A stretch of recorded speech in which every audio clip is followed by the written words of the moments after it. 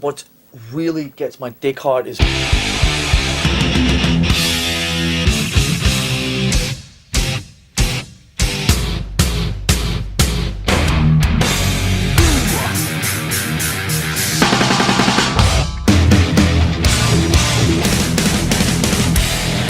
So fucking what?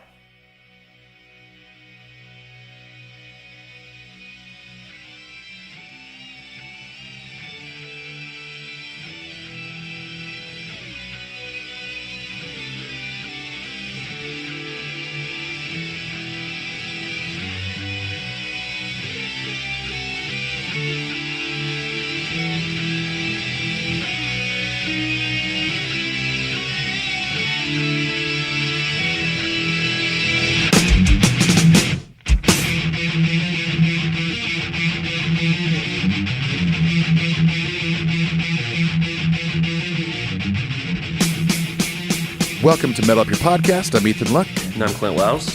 And we're at episode 33, and this is the episode that you have all been waiting for, what we've been waiting for, the one we've been kind of hiding in our pocket for a little while. This is Injustice for All. I'm not trying to be over dramatic here when I say that I have been waiting for this episode my entire life.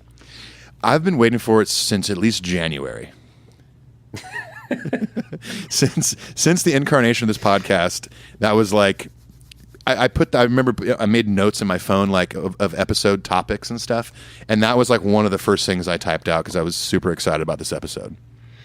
And when we were like first sort of like spawning the idea for this podcast, I remember drunkenly texting you as I was one night laid up listening to Injustice that it was my favorite Metallica record. Yeah, this is man. my favorite one, bro. Oh, well, dude, I mean, I know that like, you know, you ultimately decided that Lightning was your favorite and mine was Puppets, but I mean, it's hard for this record not to be a contender as your number one Metallica record. It's a very, very powerful record. So, and we'll get into all that. Everyone knows kind of how we do have a lot of housekeeping stuff to get to. We're going to talk about the pick contest. This is a big day because as of now, we have reached 100 reviews on iTunes. Oh my gosh, it's here. Cue the celebration. Cue Hulkamaniac right now.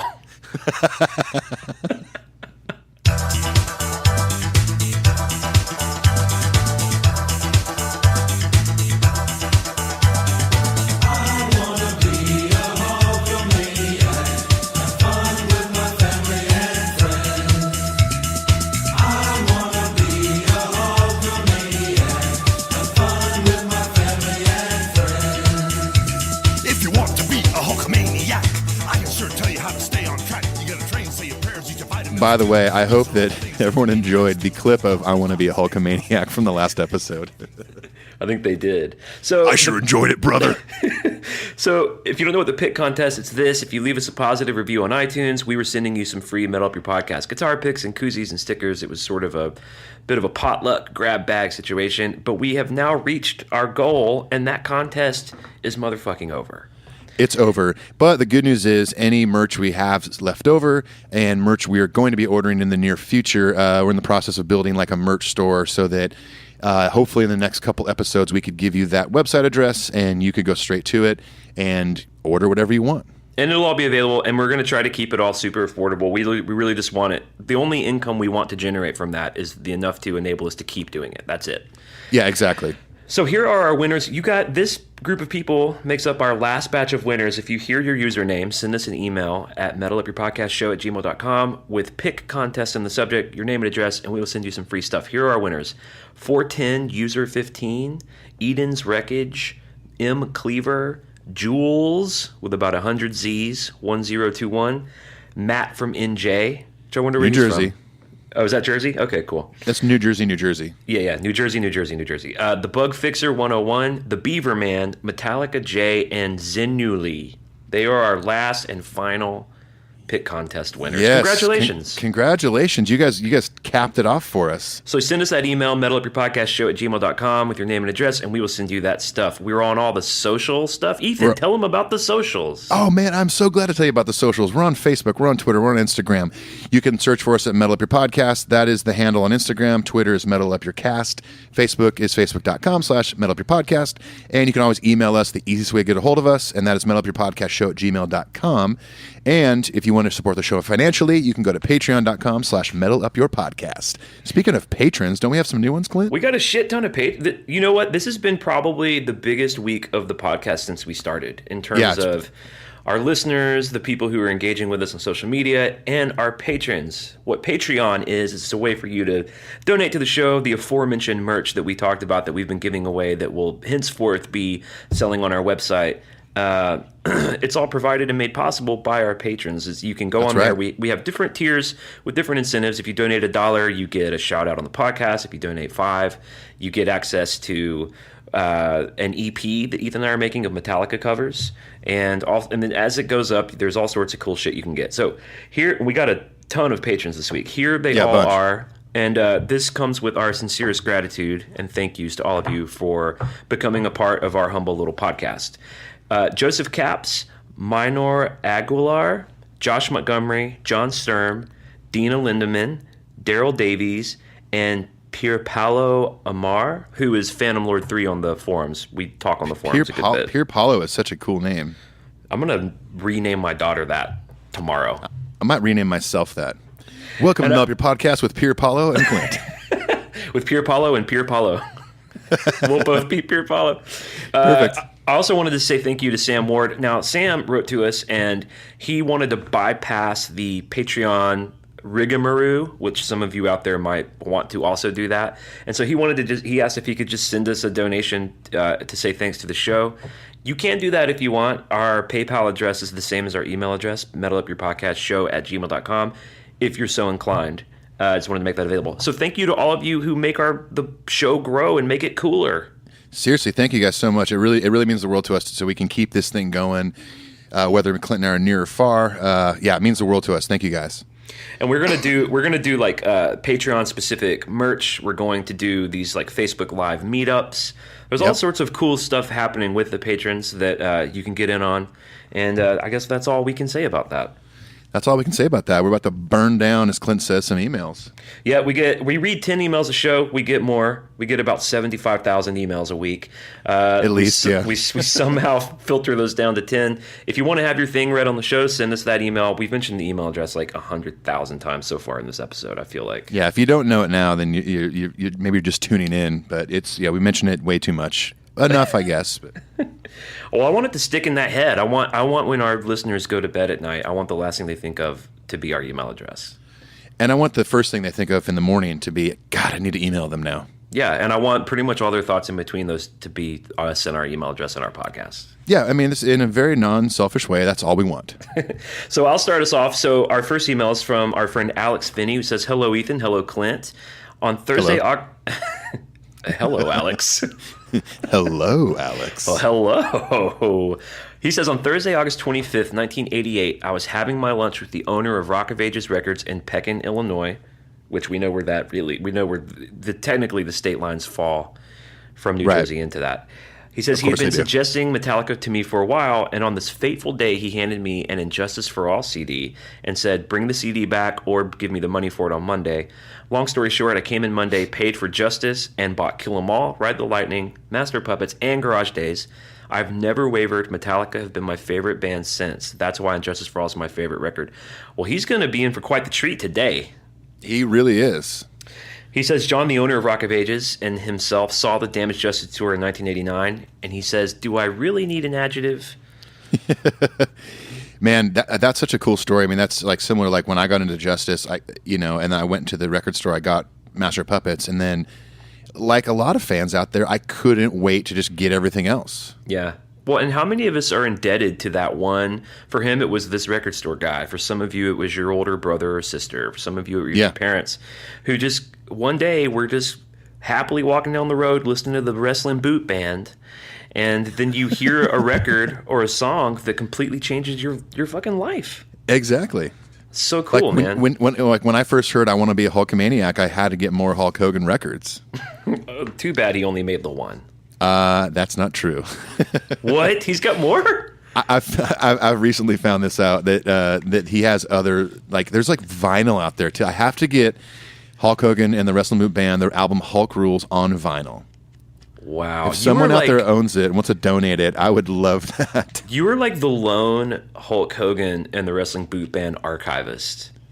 I wouldn't call myself an archivist. I do have a friend named Logan, who's also another podcaster. Who he's a huge wrestling fan, and I guarantee he's got all this stuff probably on vinyl, at least on CD. But I see you in a Lord of the Rings style backdrop, and you're looking over the horizon towards Mordor, and you are on the quest to catalog and archive all things Hulk Hogan and the Wrestling Boot Band. I mean, Hulk Rules is kind of his best thing. I mean, why else would they call it Hulk Rules? I mean, you're a big collector of the bootlegs too. I understand, right? You have all the live performances. the bootlegs of the Wrestling Boot Band. Oh yeah, we're doing emails. We should continue that. Okay, thanks, Alex. Thanks for. And the thing is, like, people share their that's kind of his origin story of how he got in the band. We love reading stuff like that. So, thanks, Alex. Thank you, Alex. Our next email is from Joseph Capps, who's written in before. Just want to drop a quick note to say thanks for not only all the great episodes, but also taking the time to read and respond to fan emails. I know it's oddly gratifying not only to get a response, but also to hear you guys read and discuss them on the show. For some reason and a few others, I decided today to get on Patreon and support the podcast. Thank you so much, Joseph. It's been a great ride so far. I'm looking forward to the upcoming episodes. Thanks, Joe. That's awesome. That's always encouraging to hear that you're enjoying this and you want more, and we're going to give you more. And thank you so much for the Patreon donation. Yeah, I mean, we try to be a fan-friendly podcast because we're fans, first of all, and number two, we literally couldn't do it without people who want to take the time to listen. So, yep, very much appreciate that. Our friend Brad Blazik writes, "Hello, dudes. The addition of Paul to the show seems to bring an extra bit of silliness to you guys, and that's not a bad thing. Do you think that's true? Does Paul bring out the funny bone? Does he tickle the old funny bone?" I think he does. I think I think we're already, our funny bones are being tickled by each other. Whoa, hang on a second. Different podcast. But I think, I definitely think Paul is a good little addition. He's kind of like our Andy Richter, Yeah, he's got a good flavor that I think he brings to the table, for sure. He says, "I'm like you guys in that even if I don't like a certain band's music, I still respect them. But I still respect them as musicians. But M. Shadows being a crybaby about the shortened set was ridiculous. I loved Clint's venom being unleashed on him, especially calling him a quote-unquote butthead. I laughed so hard at that. We don't hear butthead enough these days. Reminded me of Biff and Back to the Future, my favorite movie. I'm definitely going to start using it again." Which reminded me of our big Back to the Future talk on the way up to Detroit. Yeah. Yeah, the man who plays Biff Tannen, Tom Wilson, is actually a buddy of mine.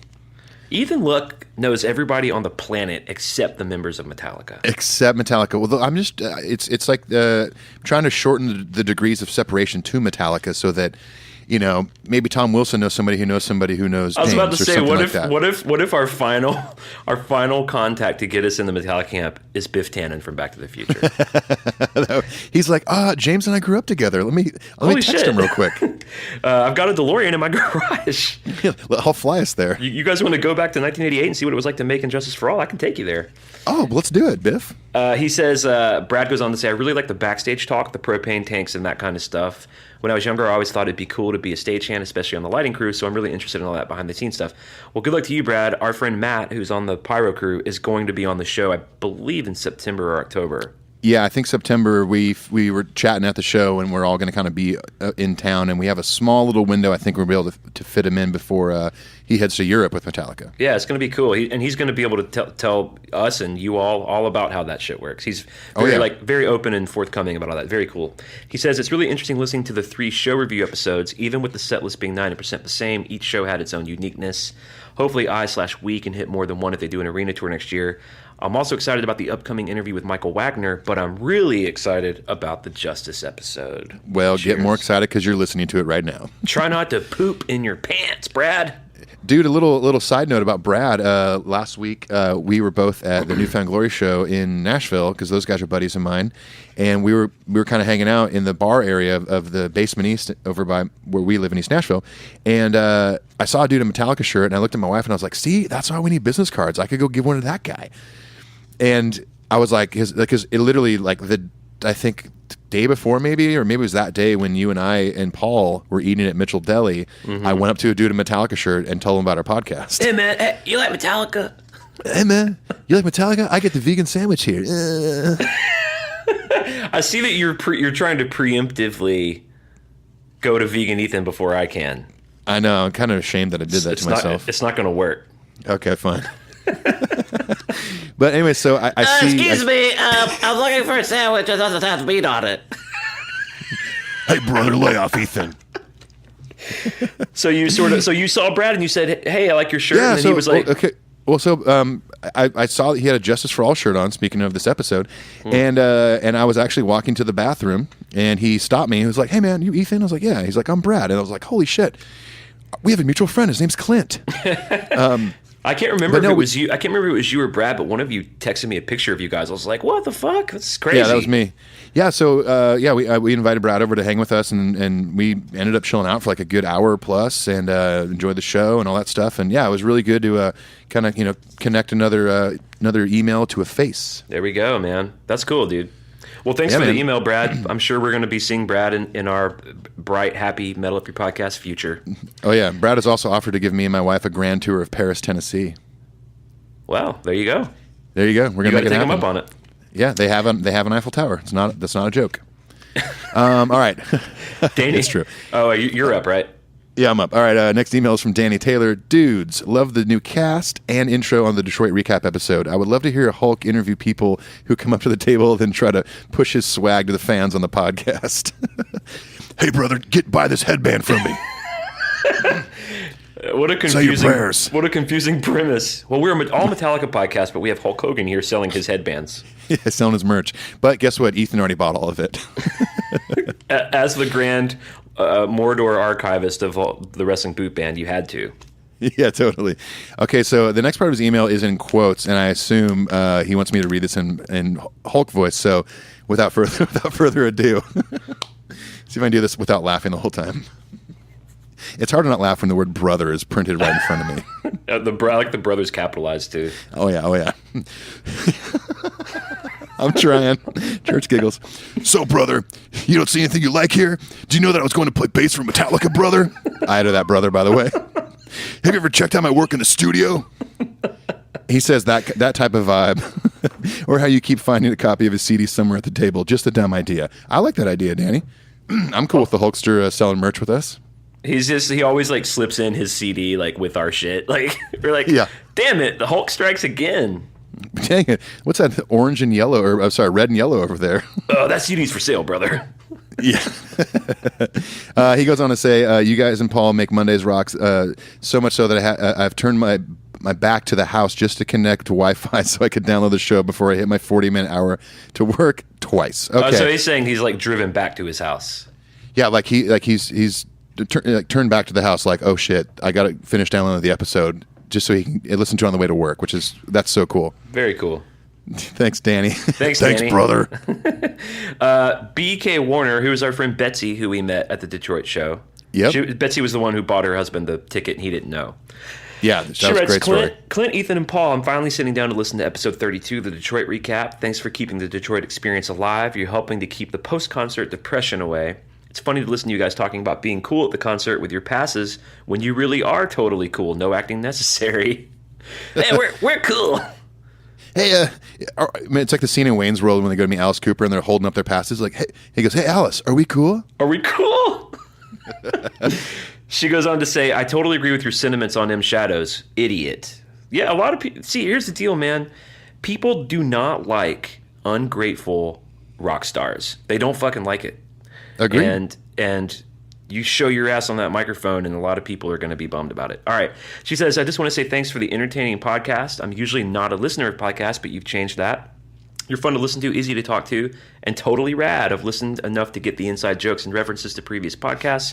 And thanks for the free stuff, too. Your stickers on my car, the koozies on my beers, and I'm spreading the word. Betsy.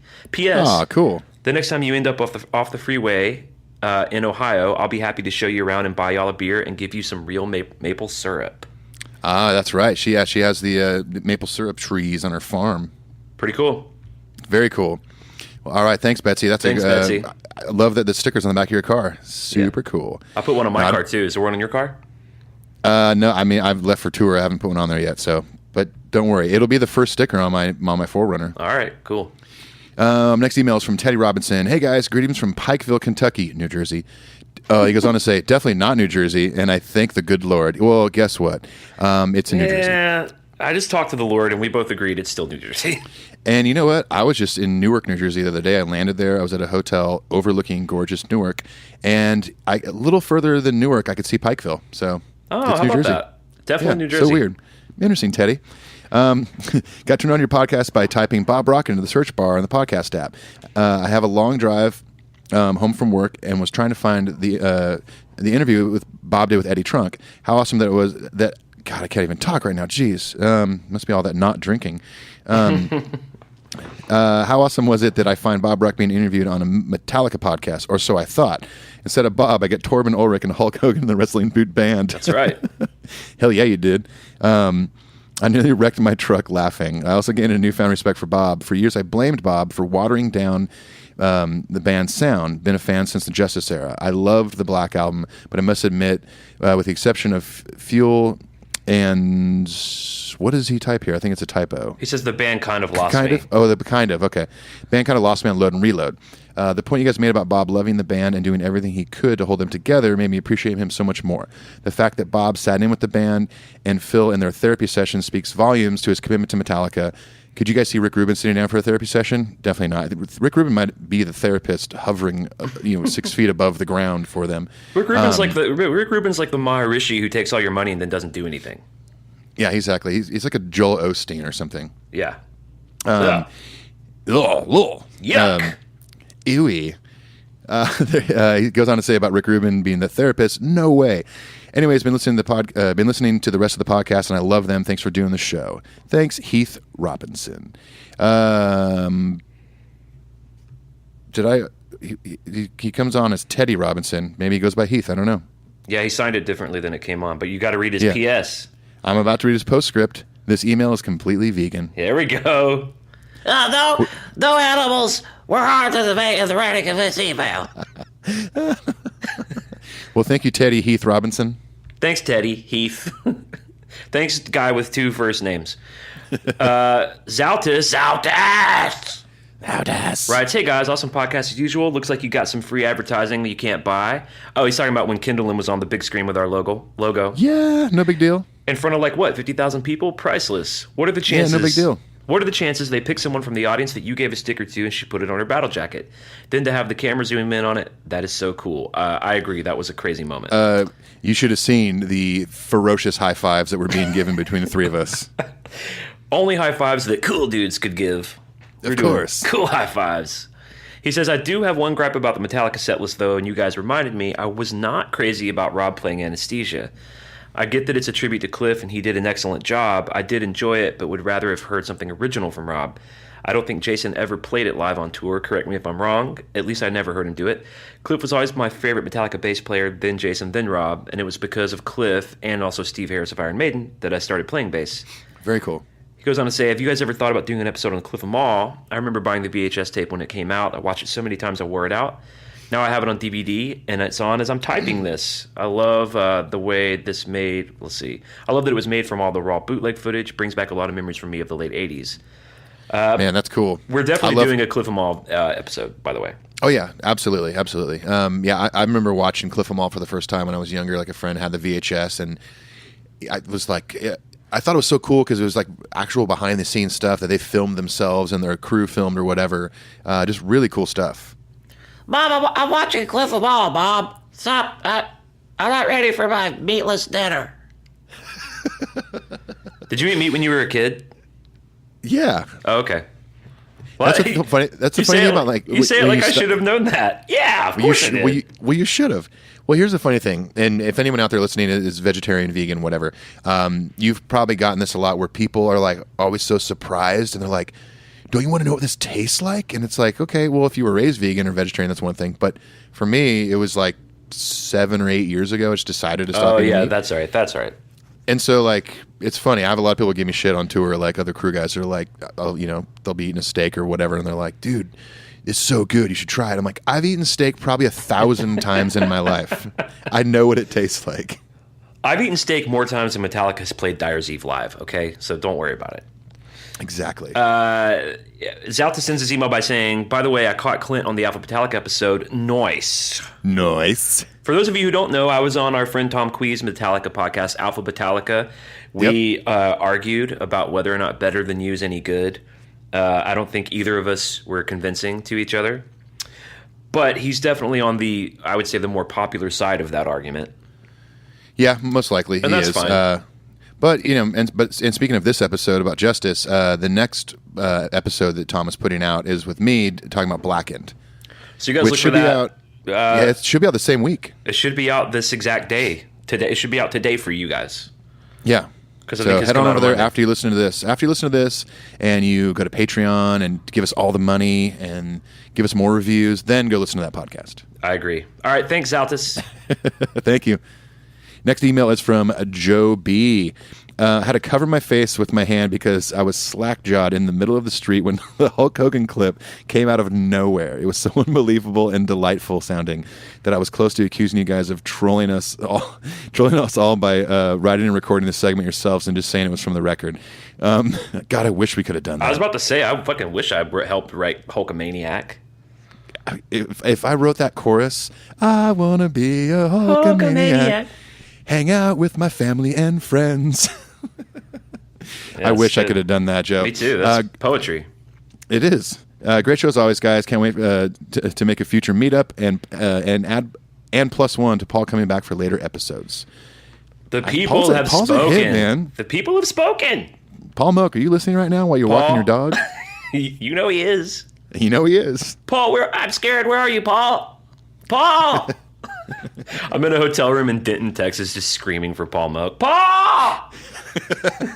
I really wonder what people that are in. I'm also in a hotel room in Boston, Massachusetts right now, and I wonder what people are thinking across the hall from me when they hear, "Hey, brother."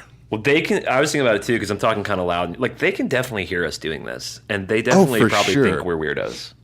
Paul! Our next email. Say your prayers, eat your vitamins. Say your prayers, little one. Don't forget my son, brother.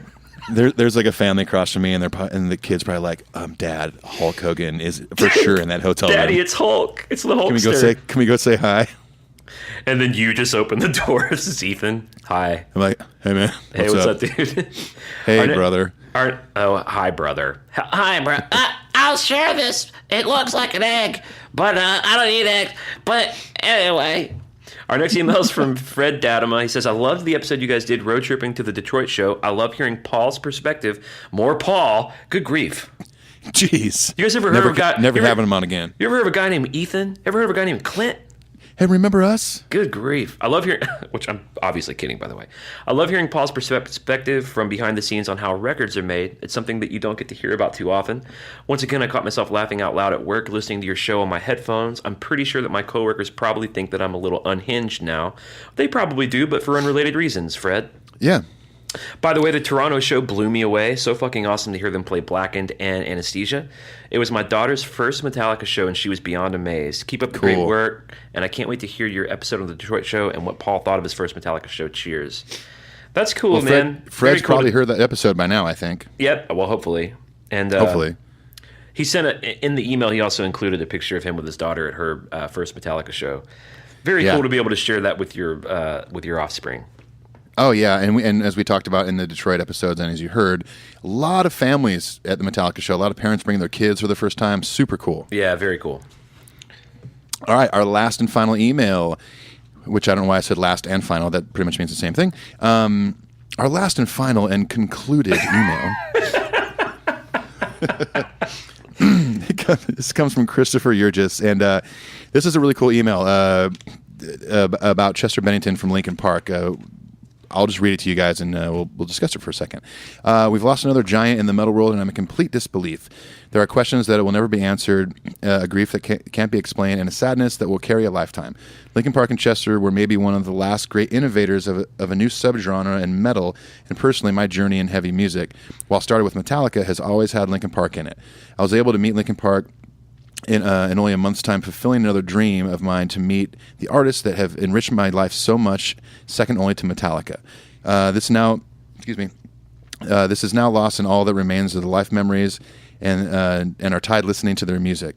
From late nights working on my race car in high school to long study sessions in college, even to more recently buying my first guitar. Well, Christopher, first of all, thanks for the email. And yeah, obviously, I'm sure everyone listening did hear about Chester from Lincoln Park committing suicide. It's a bummer. It's a bummer, man. I dipped into those records a little bit here and there. I was never a very big fan, but anytime anyone decides to leave that way, it's a bummer. But I feel an obvious kinship to fellow artists who live the kind of life that we live, and I can sort of understand some of the darkness that they might deal with and their travels and with everything that comes with doing the kind of jobs we do. But man, I feel for these people. I don't want to see them go. It bummed me out. And it was, I thought it was pretty crazy that, this happened on Chris Cornell's birthday. Right. They were really close. Chester sang at his funeral. Yeah. I don't know. Like Christopher says, there's a lot of unanswered questions. And you know what? Sometimes, for people like us that weren't friends with him or family or anything, I don't find it really necessary to seek out those answers. Like we did on the Chris Cornell episode, it's like, if you're a fan of this person, a fan of their music, they're gone, but they left us with a lot of good stuff, and let's celebrate that. Let's celebrate the life they lived, and hopefully, things like this make other people that maybe deal with similar stuff with depression and stuff. It creates an awareness. It creates some encouragement to somebody to seek help or something like that. I hate that people go out that way, but I can't fully understand it, I agree. Well, love and respect to all of you out there who were big fans of that band and are kind of dealing with that loss the way we maybe dealt with the Chris Cornell one. You're not alone, and there's all sorts of strange people like us who will come on a podcast and talk about Hulk Hogan and Metallica. So, I guess that's all we can say about that. Rest in peace, Chester. Yeah, rest in peace, Chester. Thank you for all the music you left us. Yeah, thank you very much. All right, so we are here now at the facts portion of the show. If some people may not like the facts portion, I like it because maybe you're going to learn something new. I know I learned a lot of new things putting it together. So we're going to burn down some facts. You ready to burn down some facts? I'm ready to burn down some facts, and for some reason, I just closed it out on accident, so I'm going to go ahead and reopen that. All right. Keeping it organized here in Boston. I think that means you're not ready for the facts. Indirect. am ready for copy paste. There we go. Ready for the facts. All right, cool. And Justice for All was recorded January 28th through May 1st of 1998 at 101 Studios in LA. It was their first time at 101, which was where they went on to do the Mighty Black album. Yep. We talked about this a little bit when we talked about on the Fleming episode. They originally had Mike Klink because they did some work for a few weeks with him. I think it was a few months because they started. You're right, a few weeks because Fleming came in on February 14th on Valentine's Day, and they started on January 20th. So Mike came in.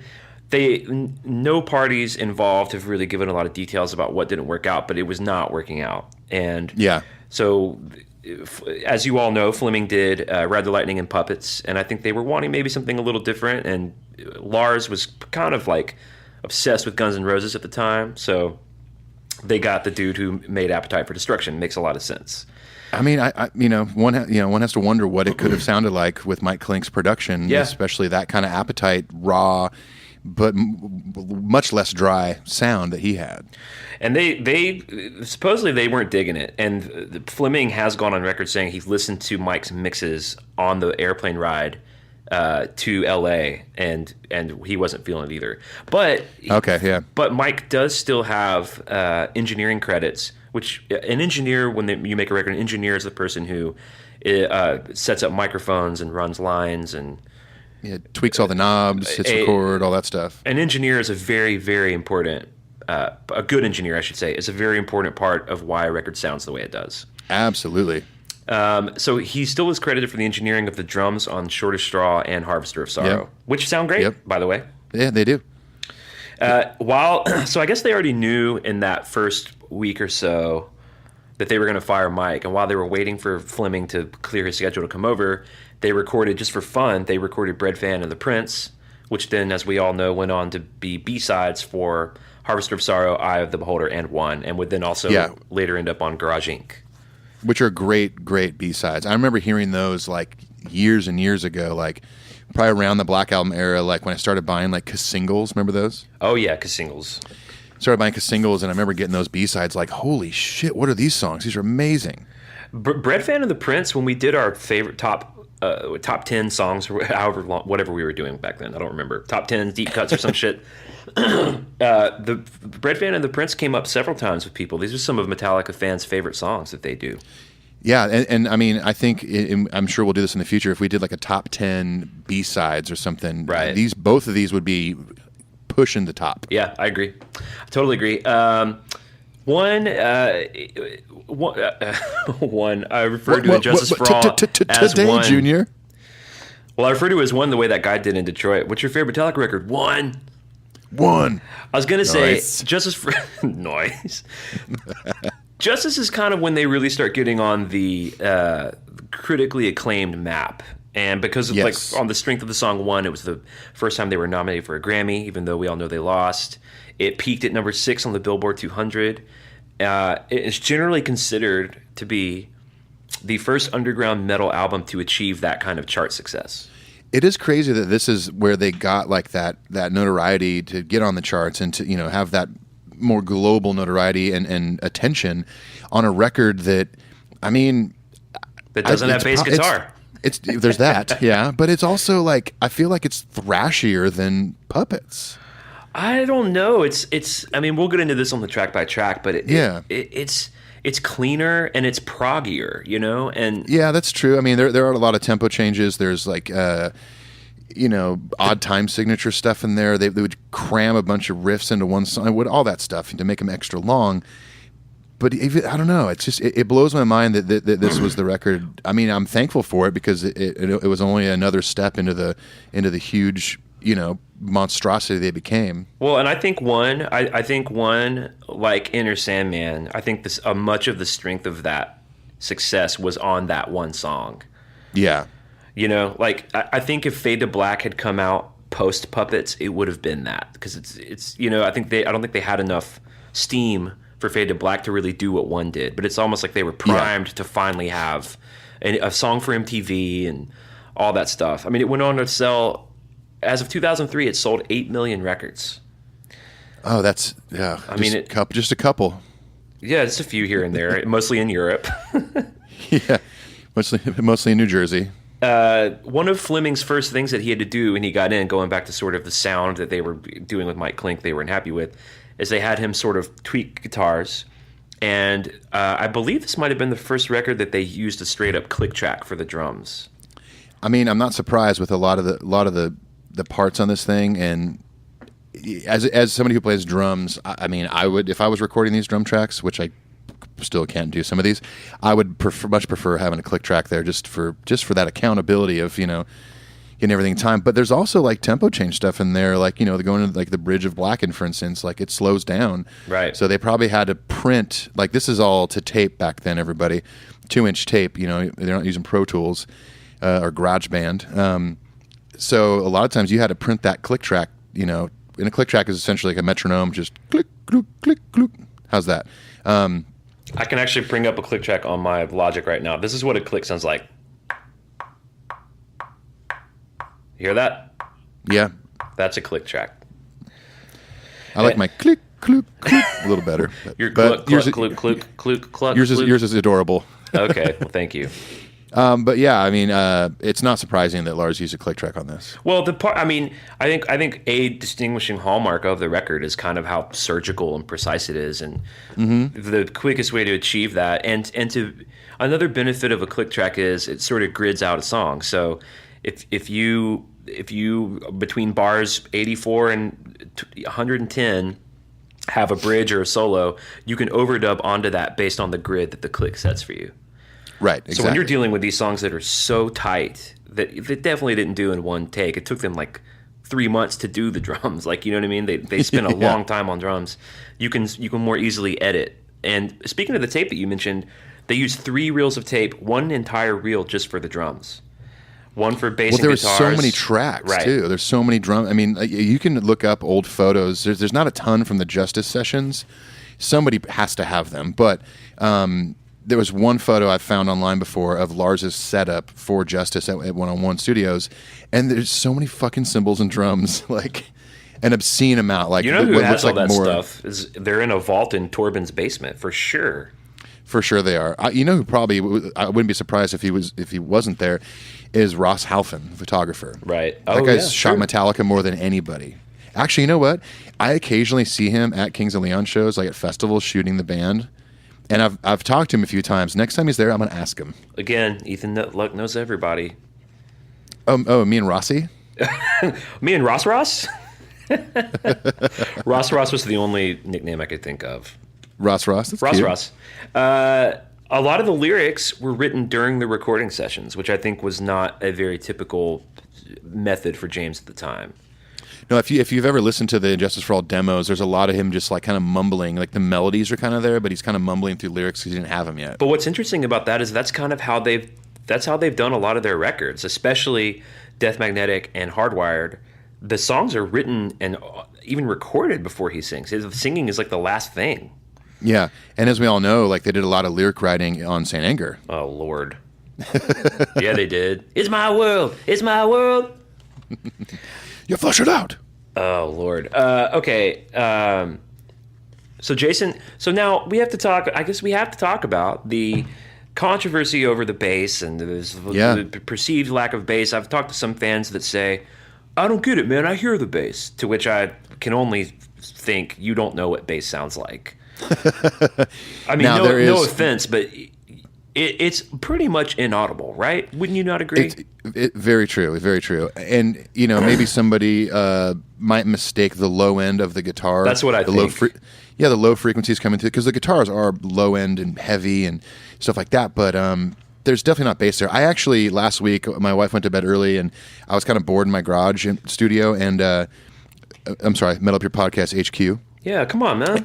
HQ1. Sorry, man, HQ1, and I just plugged in bass into my recording rig, and I pulled up Justice, and I started playing along with it, and I was like, God, this sounds so cool with bass. But you know what's really strange about this whole fucking saga is that Jason has kind of proliferated the idea because he said a lot of things about it. The cool thing about Jason is he's loyal, and even since he's left Metallica, he's always kind of defended them and been cool about them. And when this comes up, he's said in recent interviews, like, hey, man, that's the way that record sounds. I think it sounds the way... He said that a fan came up to him and gave him one of those Injustice for Jason recordings and said, this is the way it should have sounds. And, you know, his response was like, I think the way it is the way it should have sounded. And he says... he said that but you can't hear it because the bass parts were so similar to the guitar parts and that they were fighting for frequencies. But he says that as if no record has ever been made ever in which the bass is playing something similar to the fucking guitars. It doesn't make any sense. Yeah, exactly. How many options are there? The bass is playing similar things to the guitars. It has to. Yeah. It has to. And you know what? You can hear it elsewhere on other records. Oh yeah, exactly. Yeah, I mean that's a lot of times, especially in metal, where things are really precise. I mean that's the bass player's job is just to fill in that low end area with the exact same thing that the rhythm is doing. Right. Exactly. That's what it's supposed to do. It doesn't make it. That does not explain why you can't hear it. And so it's interesting. So I think some fans have seen him say that and think, oh, it's there. It's just there's fighting with the frequency response. But I'm here to tell you that's not the case. The dude who mixed it's name is Steve Thompson, and he claims that it was due to Hetfield and Ulrich being in the room. Of course, Hetfield is saying turn up the guitars, Ulrich saying turn up the drums, and he said it was so bad that he wanted to quit, but they wouldn't let him quit. I mean, I can't blame him. He probably did want to. I mean, why wouldn't you not want to quit? I mean, you've got the two heads of this band like battling for their instrument being the loudest. What's Jason going to do? He can't do anything, and so he's probably sitting there going, God, you guys. There's no bass left on this record. Well, and this is actually even more proof, too, is that the mixing engineer, who knows how to mix a fucking record, is saying, this is so bizarrely lacking in low end that I don't even want my name attached to it, even if it's a Metallica record. I know, that's crazy. Now, the conspiracy theory that they did it as a part of a hazing process for Jason, I do not believe that. You don't believe that one? I don't think they intentionally sabotaged their record. I think that you know what? I think James Hetfield and Lars Ulrich didn't know how to mix a record and were basically mixing the record. They were like producing the mixer kind of thing. Exactly. And here's the thing too, with them hazing Jason so much to pull his bass out of the mix. Don't you think that if they really wanted to do that, they would have done it on a little EP called Garage Days that was just cover songs, where his bass is very prominent on. Conspiracy shattered into smithereens. That's right. I mean, they hazed Jason. They charged all the shit to his room. They put apple pie in his whatever. They definitely fucked with him. I just don't think they were. I don't think they were using one of their pieces of art, their big statement about corporate and legal injustice and free speech and blacklisting. I don't think they were using that moment to haze Jason Newsted. Yeah, agreed. Let's see. Now Fleming has come out. Speaking of not necessarily the bass sound, but sort of the dry vibe of it.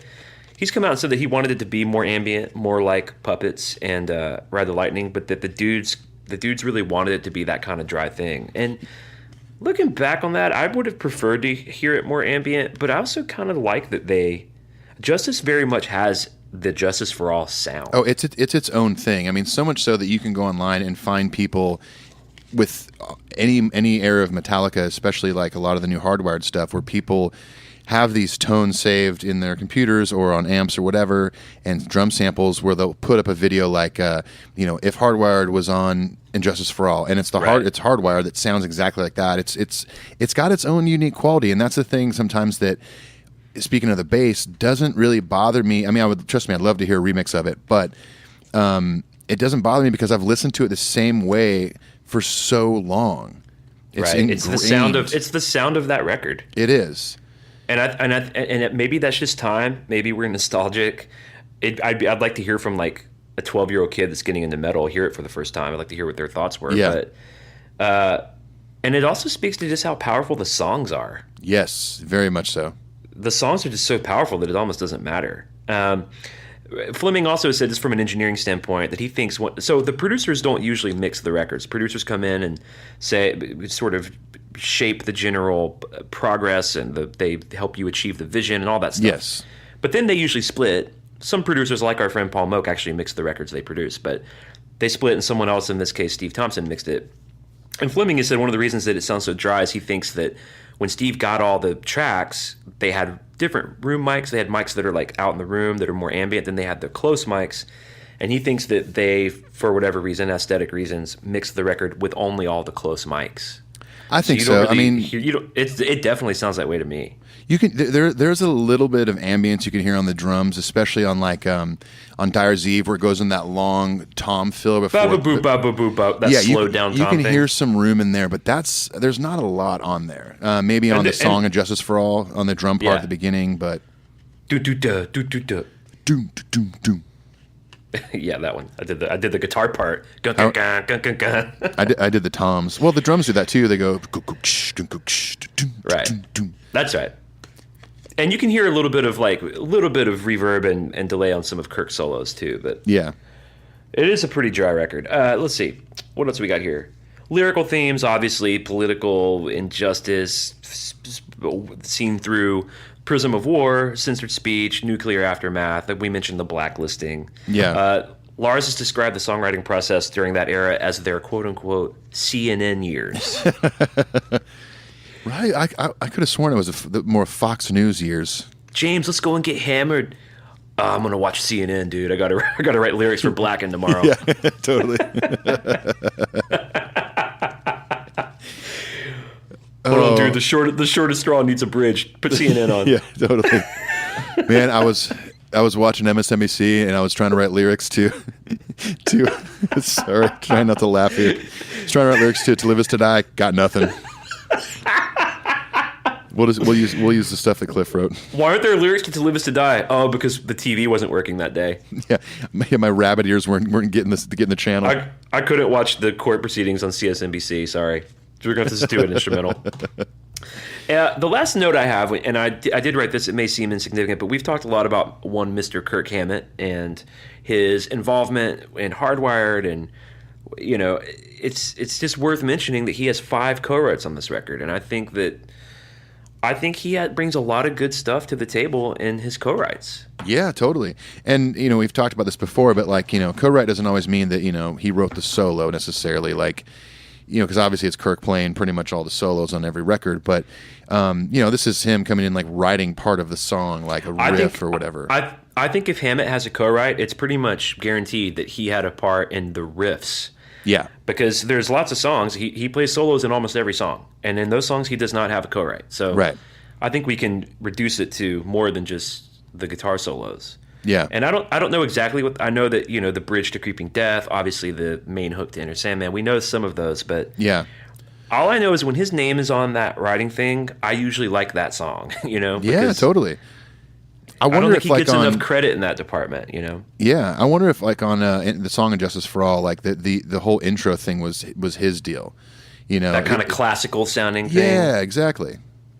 I think to me that sounds like something he would write. I was actually when I was waiting for you to be ready to record this episode, I was sitting here in my hotel room with my guitar playing that intro, and I was like, man, what a beautiful part, and really fun to play too. It's one of my favorite moments on the record, and honestly, one of my favorite moments in all of Metallica. So, yeah, since we're already kind of doing that, let's jump in. Let's junk into it. Let's junk into it. Let's junk into it, man. Track by track of Injustice for All. Now we've talked about Blackened. Blackened is my second all-time favorite Metallica song, and it is your all-time favorite Metallica It's my song. number one. And as we talked about before, after you listen to this, go listen to Alpha Metallica, where I talk with Tom about just the song. It's like 40 minutes of us just talking about Blackened. You can hear 40 minutes of me and Tom arguing about Better Than You. Then you can hear 40 minutes of Tom and Ethan both gushing over how badass Blackened is. And if I had been privy to that, I would have been joining you. Yeah, it was. And speaking of that podcast, it was a really fun time to talk with him. We did it over Skype, and heck of a guy.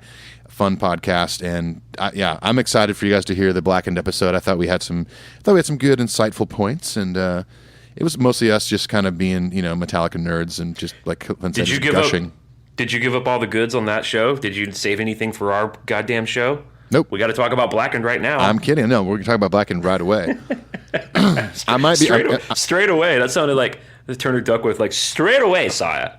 Turner Duckworth here to talk about Blackened. Straight away, cheerio.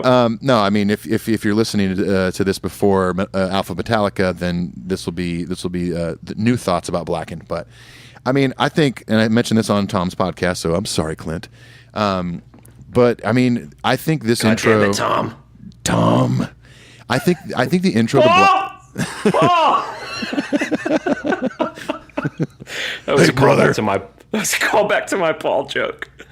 Because it was so good. It was good. Oh, God. Because it was good. So I will say, oh, wait, by the way, when you started yelling, Paul, I immediately looked at my hotel room door. Thinking like, oh, someone has surely heard that. I also think it's funny that anybody walking down the hall or can hear either of us across the hall is only hearing one side of this conversation. Dude, I have like tears in my eyes from that. Just thinking of someone hearing me shout Paul. Totally. All right. So how about track by track now? Yeah, okay. So we got to talk about this backwards guitar thing because it's so fucking cool. It's so fucking cool. And if you haven't heard the forward version, and if you don't know, the intro, before everything comes in, before the drums come in, that is in reverse.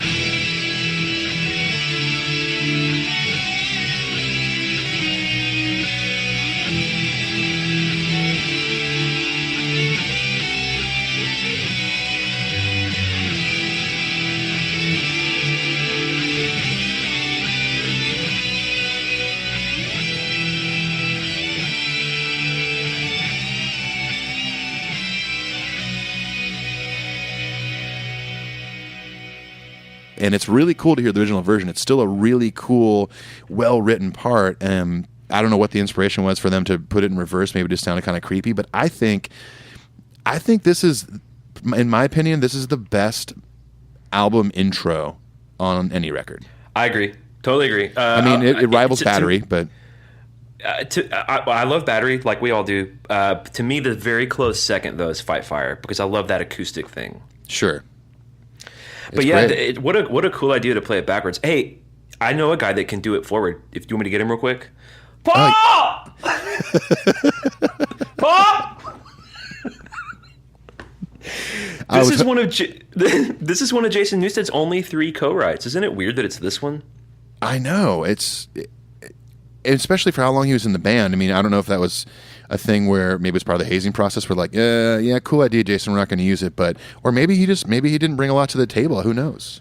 I used to think that it was that the other 3 guys were buttholes, but I don't know if he brought a lot of good. So apparently, what I read today was that his contribution to Blackened is that main riff, which is one of their coolest riffs. Thank you, Jason. I mean, thank you for the sweet, sweet riffage. Yeah, seriously. And I love every part of this song. I love the lyrics. I mean, it's a very complicated song when you really start to dig into it with the time signature stuff. But I love that sort of guitar harmony thing that James and Kirk do. Oh, going into the solo? Yeah. Oh, that is one of the... I think that's one of the most beautiful Metallica parts in any song. Yeah. It's such really good. It's such a good build up to Kirk's... I think I could put this in one of my... easily my top 5 best Kirk solos is the Blackened solo. It just fucking annihilates it. He might we say he rips it? Should we call him the Ripper? I guess you know what? Let's decide now that we should call Kirk Hammett the Ripper. Let's call him the Ripper. Okay. So the Ripper rips this bitch in solo. Now it's really one of my favorite Kirk solos. I think he's in like top form on this song. I have some thoughts about Kirk soloing, but I'll say them at the end as we sort of recap it. But okay, it is my favorite solo on the entire record. Oh wow, nice. Favorite song on the record, favorite solo on the record, Blackened, right out of the gate. Dude, there you go. Okay, that's the episode, everybody. We'll see you next week. See you next year. Next year, we're taking 5 months off. So into another one of my favorites, title track, and Justice for All. Yeah, second longest song on the record. And again, with another beautiful intro. Oh, it's the 4th longest. Let's see. I had a note about it. I think it's the 4th largest song of their entire catalog. Yeah. It's crazy.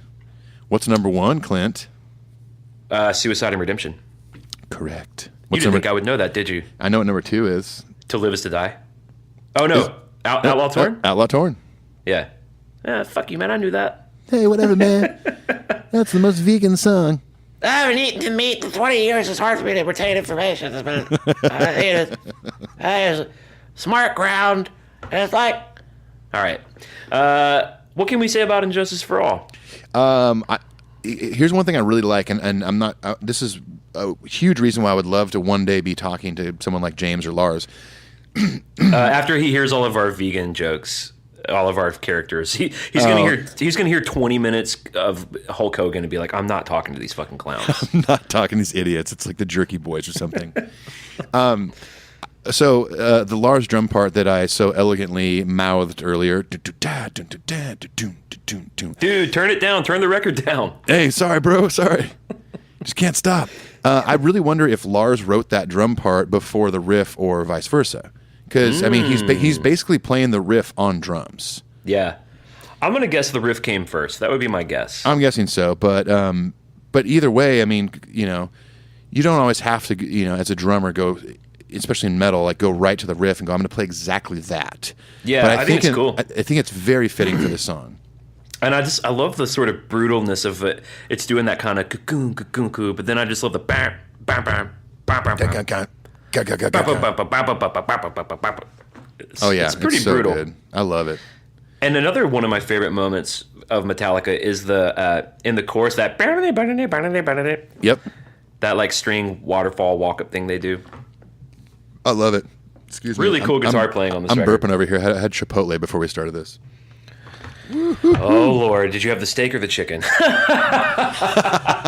Good one, Clint. Actually, I had this sofritas. It's their vegan option. Yeah, we know. We know you did. Hey, and we support you. Speaking of Chipotle, if anyone out there works for Chipotle headquarters, we could definitely use some free Chipotle over here.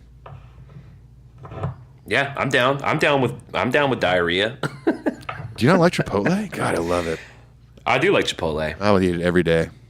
I'm on a bit of a diet currently, though. I'm eating pretty much just tuna and vegetables. Yeah, that was the. I'm a bit on a diet too. Today was the only thing. I mean, since I've left for the road again, that's like the biggest thing I've eaten, which is giant. But normally on show days and catering, I'll just get like huge salads, which is so fun. Yeah, it's eating well is real not fun. It's boring, man. It really is boring. You're trying to like be healthier. It just sucks. Well, here's what I have to do on the bus when I'm like trying to be healthy, because I know what's really weird is both Ethan and I, independent of each other, decided not to drink for a little bit. And when I'm on the bus with my dudes, I just basically have to go be in my bunk by myself, because they're eating lots of pizza and wings and drinking beer, and having a really nice time. And you mean it's not a nice time in your bunk by yourself, not drinking? No, it's not. It's a very grim me just watching Twin Peaks and trying to take medication to go to sleep. See, doesn't that sound amazing? That sounds like Nirvana. God. See, I've taken the opposite approach where I'm kind of just like jumping right in the fire. No, pun totally intended. He did it. I did it. Did you hear that? That's from Kill 'Em All. But like last night, for instance, like we finished a show, we loaded out, and I went on the bus. I got, a water, just trying to party a little bit, and had my bottle of water and went outside. Like the opening band is this guy Nathaniel Rateliff and the Night Sweats, who were really cool. Yeah. And we were hanging with them, and everyone's drinking, having fun, and I'm just like sipping my, my whatever brand water I was drinking. I was like, at first I'm like, God, this sucks. And then after a while, I was kind of like, I'm cool. So all that to say, not cool. It was vegan water. Don't worry. Yeah. All that to say, and I'll bring us back from that tangent. Clint and I are on a little bit of a health kick right now, trying to get in better shape and better form for the show. We're going to be running the biannual Metal Up Your Podcast 5K. That's right. Starting in November. Marathon up your ass. Right now it's just good. Right now it's just tough to do the podcast just get really out of breath and give me a second. We're doing this for you guys. That's right. Okay. Are we cool with Injustice for All? We can move on to Eye of the Beholder. Well, let's talk about this. So when they would perform it, and they've since done it, and through the Never and such, they would bring a immaculately created Lady Justice that would then crumble to the stage, right? So that's worth mentioning. Which we didn't talk about the artwork very much. We'll talk about the artwork a little later. Yeah, well, let's talk about it now because it's Injustice for All, and that's the title. That's track. true. Okay, the artwork is awesome. Okay, we're done. Yeah, that's it. Eye of the Beholder. Let's not talk about the artwork. We've already done it. We did it on the top 10 artwork episode. Yeah, we told you who made it. We told you what we liked about it. We did it. Yeah, it's awesome. What else do you want from us? Jeez. Yeah, I think it's awesome and sufficient. Eye of the Beholder. I love the fade in intro. It's one of my favorites. Adds a good suspense of what's coming. It's so good. It's one of the heavier moments on the record. Yeah, I agree. Do you like the sort of chorusing, flangey effects on James's vocals? I feel like it kind of dates it a little bit. It dates it a little bit. It's a lot better than the vocal effects on The Weight off the Garage Days EP. That one's really tough to listen to for me. Right. But it doesn't bother me that much. It doesn't make me skip the song or anything. There's nothing I skip on this record. Yeah, I dig it. It might date it a little bit, but I mean, they did record it in 1988. But it's a cool, heavy song, and then going from the normal digga digga digga digga dun dun digga dun into that chorus that where it goes to a swing beat basically. Yeah, it's so good. I mean, Metallica can swing, man. Yeah, they can swing. They can swing. Yeah, you guys swing. Hey, you swing, Daddy-O? Daddy-O. No, I love that this one goes from a straight beat to a swung beat, back and forth. It's a good diverse song stylistically, I think. They've only played it 125 times. Last played in 1989. That's the last time they played it. Damage Justice tour was it. That was so they basically played it. They played it on that tour for a year essentially. Yeah, and then bye bye. I would love to hear them pull that one back out. Yeah. Gosh. Yeah, I mean, when we get into the more deeper cuts on this record, it might disappoint you a little bit, some of my thoughts about that, but okay. I would like to see Eye of the Beholder come back out of hiding. Yeah, that would be awesome. I mean, come on, guys, it's only 6 minutes and 25 seconds. You can do it. It's only one of the most complicated, intricate, progressive songs you've ever written. Just do it. Just get in that tuning room and just hack it out. Come on. When they finished the Damaged Justice tour, Kirk has been quoted as saying this, but he never says what song. Just speaking of how intricate and long the songs were, how kind of making and touring this record was one of the cogs in the wheel that got them to make a record like the Black Album that was slower and groovier. Yeah. Is he said that they like got off stage one night after playing one of these songs, and that one of them was like, "We're never playing that fucking song again." Yeah, Kirk. I've also seen footage of Kirk talking about they're 6 minutes into one of these songs and they look out in the crowd and the crowd's looking kind of bored, like, you're still playing this song. Yeah. Now, I love these long songs. I love the length of them. I do too. There's no parts in the songs where I'm like, this part sucks. But I get it. If you're in a band and you wrote this stuff and you're playing it every night, to me it kind of makes sense after hearing those stories that they would shorten songs, slow them down, and do something like the Black Album. Right. Well, because they just needed a fucking break from that. Yeah. And I've seen, James has gone on record too as saying that when they were writing this record, he said that one of the reasons it's so long and intricate is that they were basically like trying to prove what they were capable of in that department. And goal achieved. I think they did it, like they fucking did it. Kind of.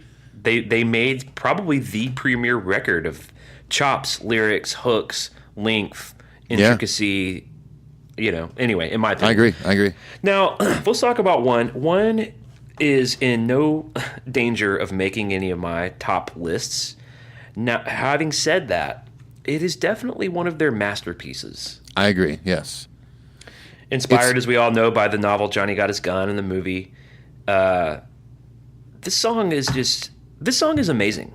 It's incredible. A journey. It's incredibly dynamic. It goes up and down all around. It's got very beautiful melodic, kind of classical sounding melodic moments. Very much so. In between the choruses and verses, that stuff you're talking about. Yes. Yeah, it's great stuff, and I mean it's everything from that all the way to the fucking machine gun part at the end. That is so fitting. That drumming part, we all know the whatever. I can't even do it with my hands. It's like, is that? Clint, what does it say did you about throw Metallica? a pair of shoes in the dryer? I think I threw your butt in the dryer. Oh man, what? What does it say about Lars that you could actually? There was a bit on Howard Stern once where Richard Christie, do you follow the Stern universe at all? I don't. I kind of fell off that ship a while ago. They have an intern who's a massive metal fan. He was, before he joined the Stern crew, a metal drummer, and they had Metallica on the Howard Stern show, and then the whole they invited Howard and some of the crew to go see them at their Apollo show. Remember their Apollo show they did in New York a few years ago? Yeah, it's on vinyl now. Richard Christie, who's just an intern, was basically begging Howard to let him go. And so they were making him do all these humiliating things to try to win a chance to go meet the dudes. And one of the things they did was they played Metallica drum parts on someone's butt, and he had to guess what they were. Did he get them all? He did, and it's amazing that they have those kinds of maybe not on someone's butt, but you can drum them to yourself and be like, you can go, from the bell tolls and Creeping Death, and it's probably one of the most famous metal drum parts of all time. It really is. I remember reading something with Fleming when he said that I don't know if he did the whole song in one take, but the whole machine gun part, that he did it in one take on the record. Wow. Now, as we know nowadays, like, he doesn't really do that part that great live, but you know what? You sit down on the fucking drums and try to do it. It's hard. Yeah, it's real not easy. Those triplets are... It's not easy. Now, if you're like a Chris Adler or something like that, or, I'm sure Joey Jordison can do that stuff, but those guys are like incredibly skilled metal drummers. I don't consider myself a metal drummer, but it's tough, all that to say. But it's one of the most iconic parts of any metal song. And, I think the whole band shines, well, except the bass player, but James's lyrics, like this whole... do you remember how creepy this song was when you were a kid? Yeah, I've talked about this before. This is the first song I ever heard by Metallica when I saw the one video, and I was like, this is frightening. It really was. It's definitely not that anymore for me, but this was a really cool, creepy song. His lyric writing, kind of capturing what this guy must have felt like, is really powerful. And the whole thing over the machine gun drum, the darkness imprisoning me. I mean, it's so fucking good. Oh, it's so good. And all of Kirk's moments, that middle kind of clean solo in the middle of the song, I think is really good. Yeah. The guitar harmony thing once again, and like kind of another Blackened type moment that him and James do in the solo. The song is just a tour de force. It's not one I'd want to listen to that much, but if it's on, I'm air drumming and air guitar playing, and I recognize that is a high peak in their career. Oh yeah, and this is another. I'd say Hammett's main solo on this song is the Ripper. His main solo in the song is for sure one of his most iconic solos. Yep, agreed. Well, all right. Shortest straw. I love this song. You're a big fan of this one, huh? I love this song. Yeah, it's so good. I still don't understand how the intro drums, what the timing is of that. And for further explanation of that, you should look up Lars filming Guitar Hero Metallica for this song. And he's like, I don't remember what I did in the studio. I wonder if they cobbled it together in an edit. I feel like they did, because I've sat down and tried to. I haven't looked it up to see if somebody's done this. I'm sure they have. But I've tried to sit there and map out, like, what is the tempo of this? If they used a click track on this whole record, what is this tempo? I can't fucking figure it out. But you're right. Maybe it's something they just... Are you playing it right now? Yeah. This is the part you're talking about? Yeah.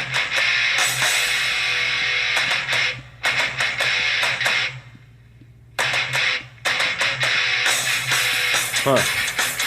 So it seems like... So when it kicks in right there, it seems like that tempo, that should be it, but I don't know. Got to do a little more research. I'm going to have to just ask Lars about that later on tonight in Denton, Texas, where we're hanging out. Oh, that's cool. New Jersey, right? New Jersey, yeah. Yeah, Denton, that's Texas, great. New Jersey. Oh, give old Larsy my best. I like the song a lot, too. It doesn't rise to the top of some of my favorites, but there's nothing I don't like about it. I do like these lyrics are very metal. Yes, very metal. There's a line where he says, "This vertigo it doth bring." It doth bring. That's almost biblical. It's amazing. And I will say, one of their best T-shirt designs ever is the Shortest Straw T-shirt. What was that one? The Shortest Straw shirt, on the back, it had like this the puss head skull like holding like the short straw, and on the back it had like the vertigo thing with another puss head skull, and in the bottom it said "In vertigo you will be." It's one of their best merch designs ever. Very cool. Yeah, I like the one design, the puss head one design too. Yeah, recently made famous on my battle jacket. Recently made famous, seen on TMZ, Ethan's battle jacket. Yep, yeah, it was me coming out of some bar, hammered drunk, which is why I'm sobered up. There's great double bass in this song too. Oh yeah, he does a lot of cool stuff on the do da do da da do. Right. That's a great part of the song. But it's all like it's used very well. It's not just like Dyer's Eve, which we'll get to. Just the whole all the verses have that constant double kick. Yeah. Which I love. It makes those verses some of the coolest shit they've ever done. But I do like in the Shortest Straw how it's a little more sparse. I did make a note. I wrote, is this Kirk's most 80s sounding solo? Because he's got these like whammy bar dives and harmonics. Yeah, harmonics, yeah. To me, it sounds the most kind of like of the time, that late 80s kind of stupid hair metal thing.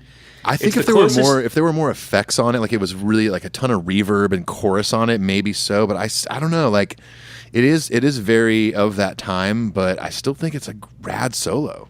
And it's definitely got the old Kirkism, the descending. Oh, yeah. It's definitely got that in it.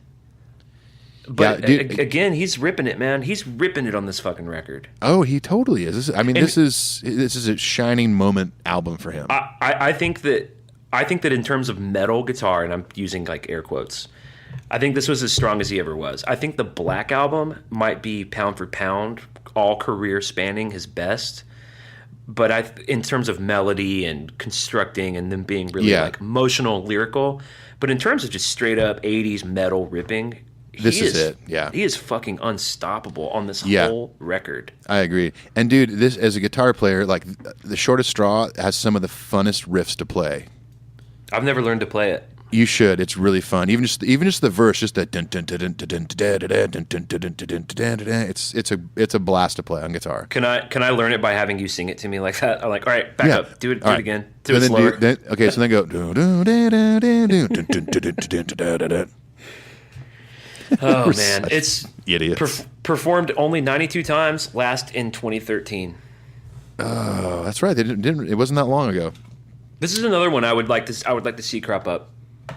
I mean, can we hope for something for the 35th anniversary of this record next year? I think so. I mean, sorry, 30th, not 35th. I think so because they'll be kind of like the big initial boom, the big North American CD release of Hardwired will be obviously died down a little bit. They're still going to be on tour. Yeah. What better way to kick up ticket sales for the current thing, sell current records by putting out a deluxe 30th anniversary of one of their most acclaimed records. Dude, I think it'd be so awesome. You know, I was reminded of this.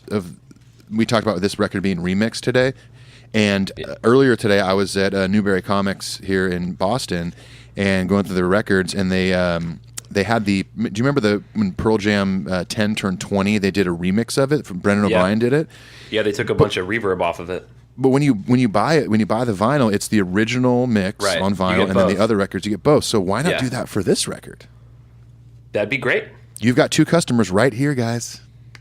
And you're going to sell at least 2 of them. At least 2 will be sold. Harvester of Sorrow. What do you think about Harvester of Sorrow? I think Harvester of Sorrow would be a prime candidate to play right after Hetfield says Metallica gives you heavy. More than Sabbath True? I think if you listen to I've compared these two before. I think the verse riff of this and Sabbath True are fairly similar in feel. And I think this song is just heavy. It's a slower tempo.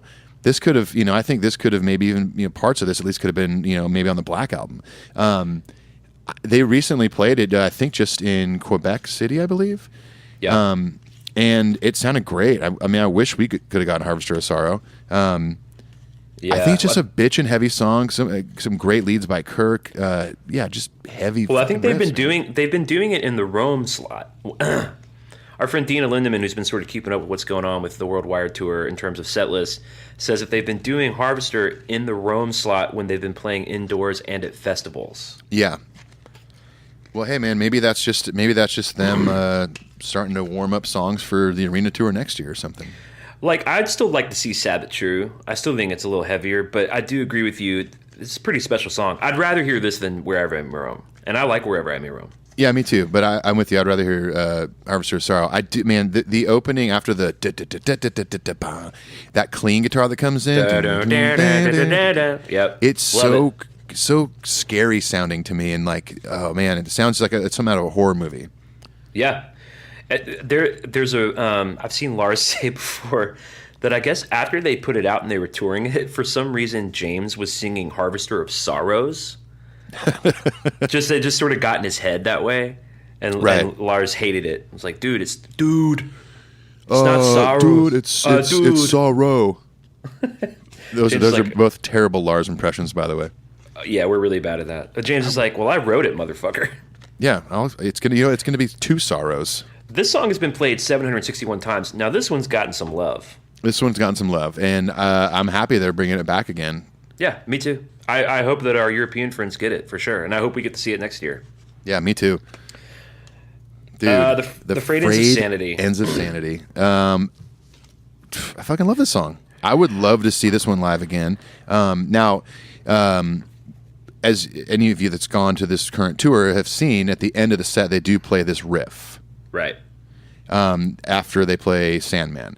And it's so cool, and they do it real quick. It's just kind of just to cap off the show, a little teaser, and that's it. Yeah, and they used to do it after Seek and Destroy. Like, they do it after whatever the last song is. Yeah, exactly. No, I love this song. I love the Wizard of Oz intro. It's the one thing I don't like on the whole record is that part. Because of the Wizard of Oz? I don't... It's hokey to me. It's a little hokey, but it matches the riff, obviously. And imagine us being in Detroit at that show, and they played that, and the whole crowd was doing that. You would not keep your mouth shut. Yeah, it's a fun live thing. It's a fun live thing, I think. And maybe that's why they did it originally on the record, was like, oh, this would be a great part live. I am curious. Sorry, go ahead. Well, I was going to say, like, if I'm trying to turn someone on to Metallica and I played that, I would be a little embarrassed. Like, dude, okay. you got to check this out. It's one of my favorite bands. It's one of the most important metal bands of all time. Check this out. Oh, Wee-oh. oh. It's like, is that fucking Wizard of Oz? I'll get you my pretty. I'll get you my sandwich with no meat. I do like that it is from a film. Like, I do like that this is a band that does inject culture into their, the Johnny Got His Gun and For Whom the Bell Tolls with the Hemingway stuff and the Creeping Death, the Ten Commandments, and now this with the Wizard of Oz. I do like all that about them. I do too, man. I love it.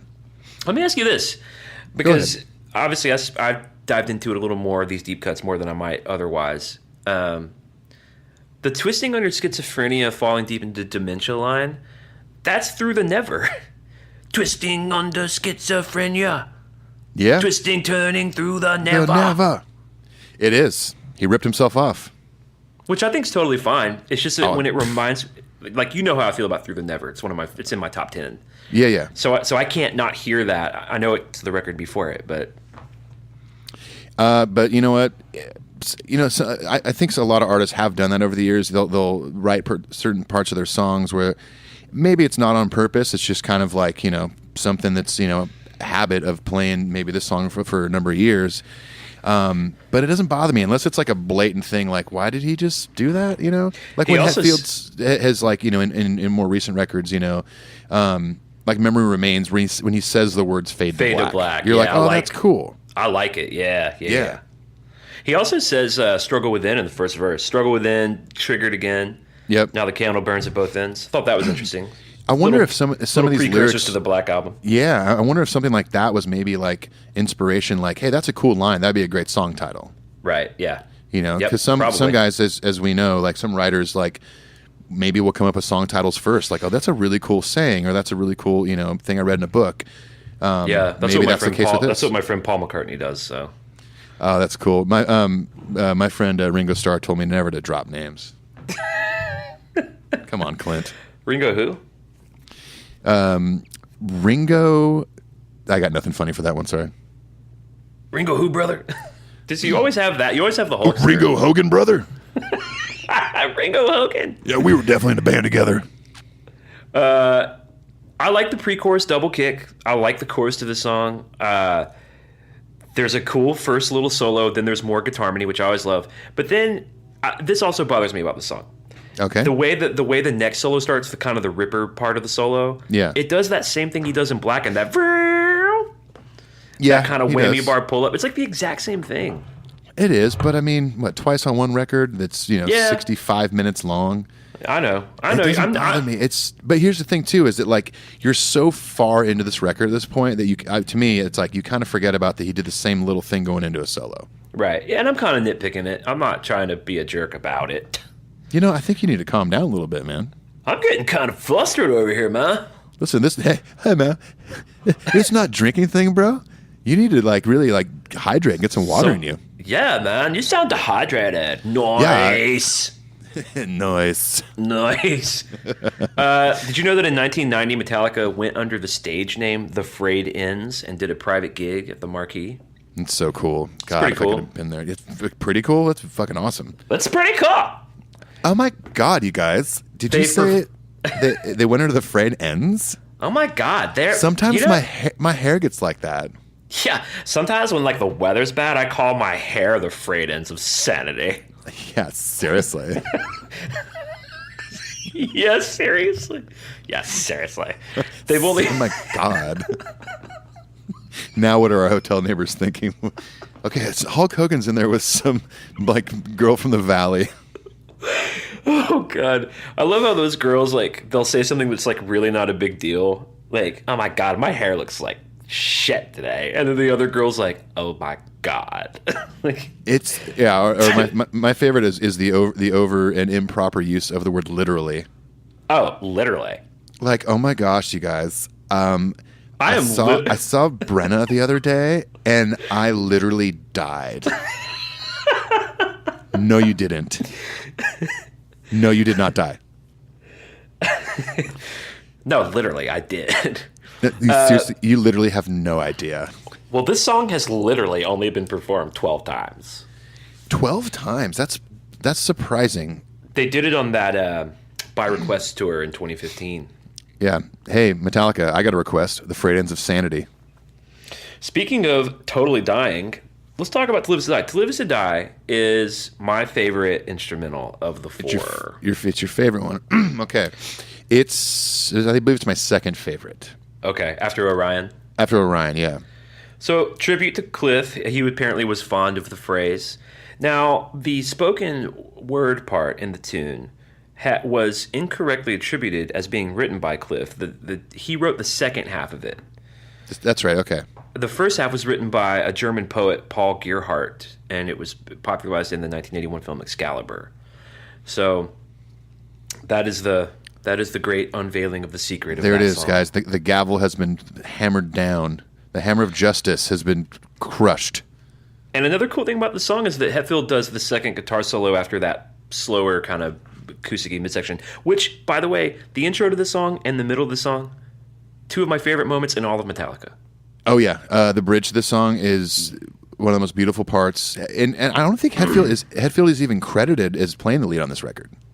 I don't know if it's credited, but I don't think he is, and it's something that I've looked up and sought out before, and it's usually just like rumors. Like, I'm pretty sure he did this second, right, mellow solo on this record or on this song, but it's one of my favorite moments, like you said, on any Metallica record. That great acoustic intro, and then when they do go to that middle part, it's that kind of lo-fi electric guitar. Yeah, and have you noticed that this bridge when it comes out of the solo and gets to the big part, da da da da da da da da da da. Yeah. It's basically the chorus to The Day That Never Comes. Yeah. Yep. Or I think off by one chord. I think we kind of, when we were on our way up to Detroit, we were listening to Day Never Comes, and we were like, "Shit, this sounds like To Live Is to Die." Yeah. Which, hey, I'm not opposed. It's a great chord progression. It's long, but it takes you on a journey. You can sing those guitar solo. That first Kirk solo, that he does that like full stop kind of bluesy thing. Oh yeah, very cool. I mean, the main riff in the song is one of the heaviest parts in this record. Yeah, it's great. Were you just singing Bonanza? It's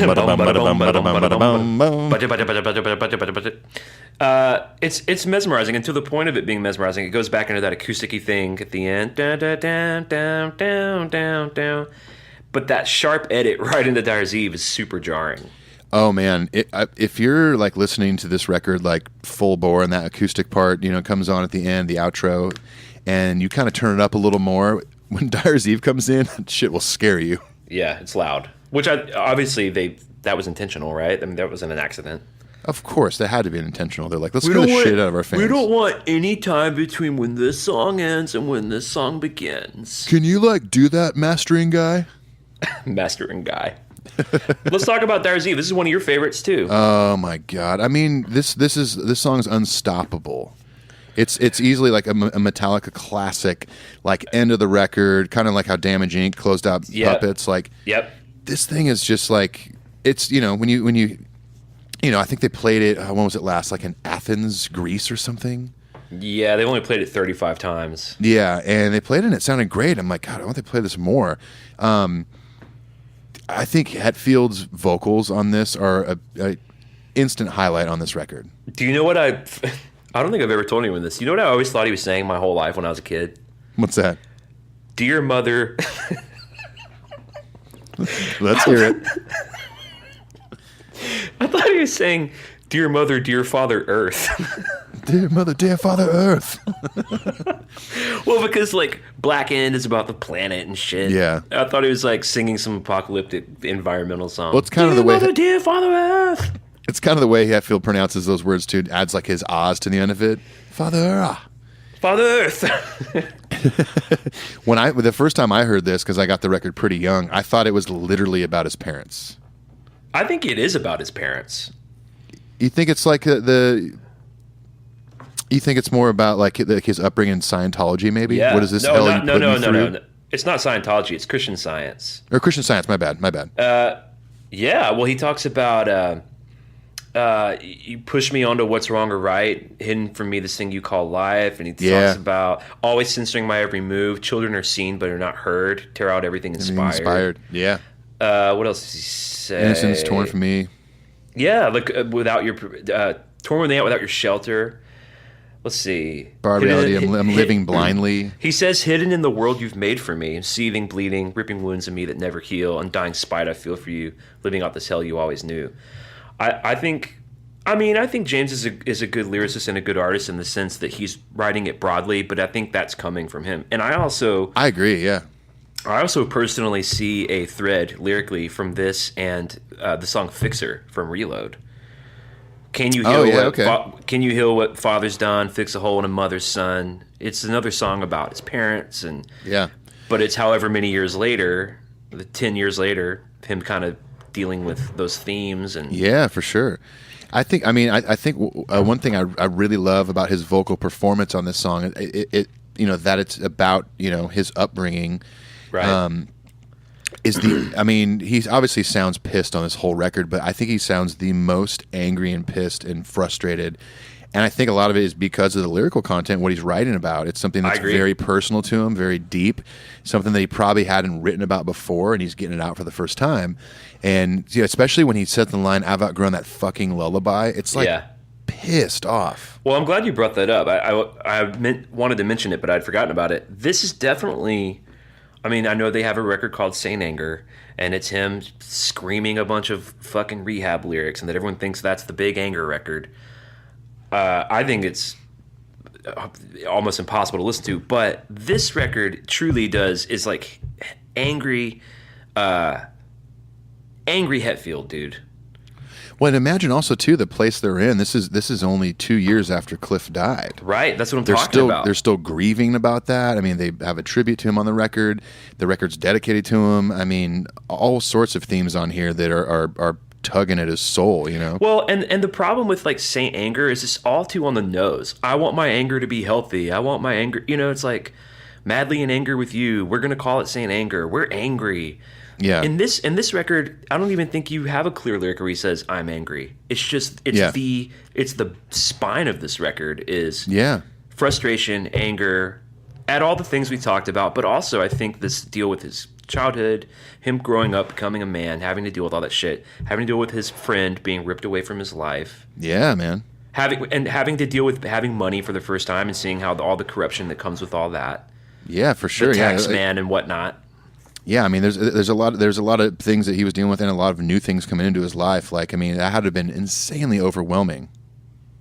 Yeah, I agree. I wonder if old Phil would have come in handy back then.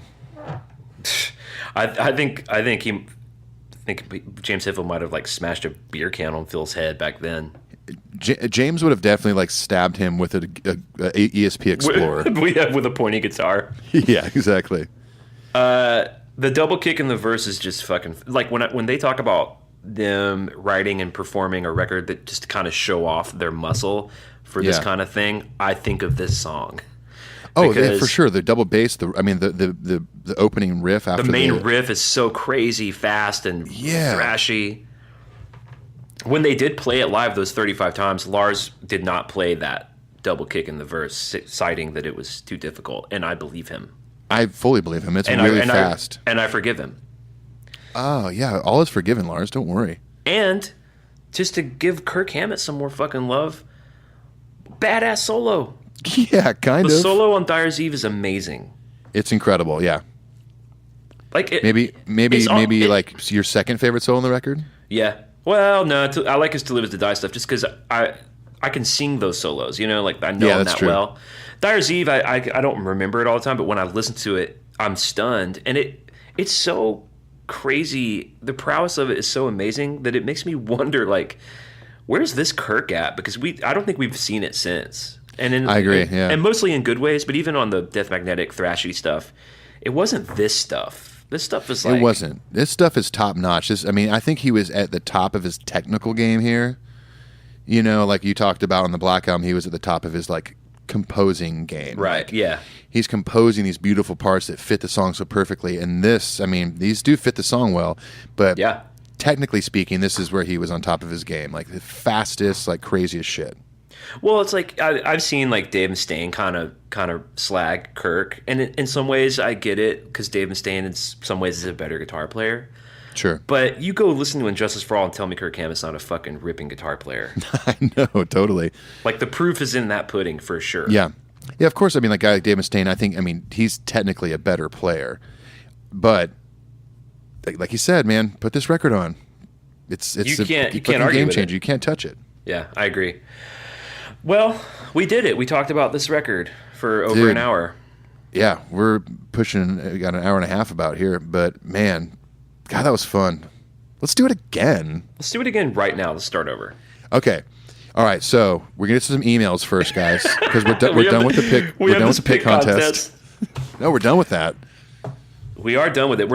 I'm not gonna stop encouraging our listeners to do it because it's not stopped helping us, even though we've stopped the contest. Yeah, if you guys want to leave us a review, you're just not gonna get any shit for free this time. Right. Yeah, we should just wrap it up with that, I guess. Let us know what you think about Injustice for All. For a lot of you out there, it's a very important record because it's when you came online. It represents a lot of things for a lot of people based on the emails we get about it. People freak out about this record. And I'm going to go ahead and throw something out there. I know we normally do top 10 episodes. I say, why don't you guys email us and let us know your top 9 songs on this record. Give us the order, favorite to least favorite. I think that would be a tough one for me because I love every song on this record. But that might be a fun thing to read some fan emails on that. Yeah, I agree. Yeah. See what, because you're going to have someone that's favorite song is Frayed and someone whose favorite song is Eye of the Beholder. There's going to be some wild cards in there. That'll be interesting. But what's great is that I don't think we'll be like mad about any of them. No, hell. Here's the deal, man. How can you be mad about any of this stuff? Because it's our favorite band, Metallica. Exactly. And these dudes kick ass. Even my least favorite. I mean, I'll tell you what my least favorites are. My least favorites are the Frayed Ends of Sanity and The Shortest Straw and Eye of the Beholder. But you know what? I still like them a lot. Of course, yeah. Just because it's your least favorite doesn't mean it's like you actually hate it. True. God, that is so true. Oh my God, I just said like something literally so prolific. You are literally a living god.